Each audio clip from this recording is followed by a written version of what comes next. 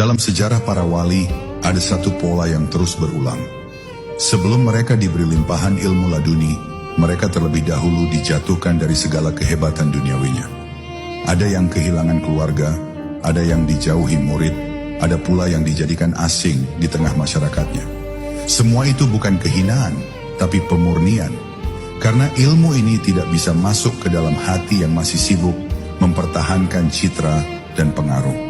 Ilmu ini hanya masuk ke dalam hati yang telah hancur, lalu dibangun ulang oleh cahaya ketuhanan. Perhatikan kisah Nabi Khidir alaihi salam, hamba Allah yang disebut memiliki ilmu langsung dari sisinya. Sebelum beliau menjadi penerima ilmu itu, hidupnya telah disaring dari logika manusia biasa. Setiap geraknya mengikuti isyarat Tuhan. Ia tidak menjelaskan tindakannya dengan akal biasa, karena ia hidup di wilayah hikmah ilahi, bukan hukum syariat lahir semata. Maka siapapun yang ingin berjalan di jalan laduni, harus siap kehilangan penglihatan lahir demi penglihatan batin. Harus siap tidak dimengerti manusia, asalkan dimengerti oleh Tuhan. Ujian yang datang bukan selalu berupa bencana. Kadang bentuknya justru kenikmatan yang menguji, apakah si hamba lupa atau ingat.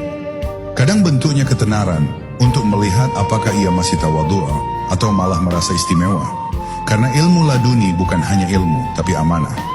Dan amanah ini berat, tidak bisa dititipkan kepada orang yang masih mencari pujian dari makhluk. Sebab siapapun yang membawa ilmu dari sisi Tuhan, ia akan diuji dengan godaan untuk menggunakan ilmu itu demi dirinya sendiri.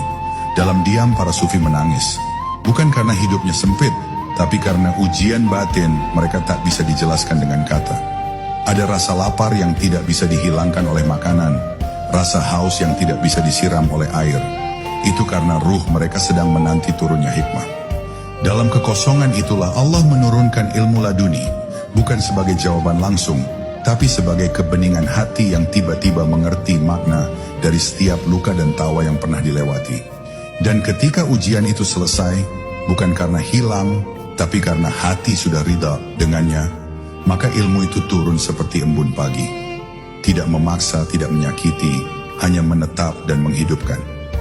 Si hamba mulai memahami hal-hal rumit tanpa pernah belajar secara lahir.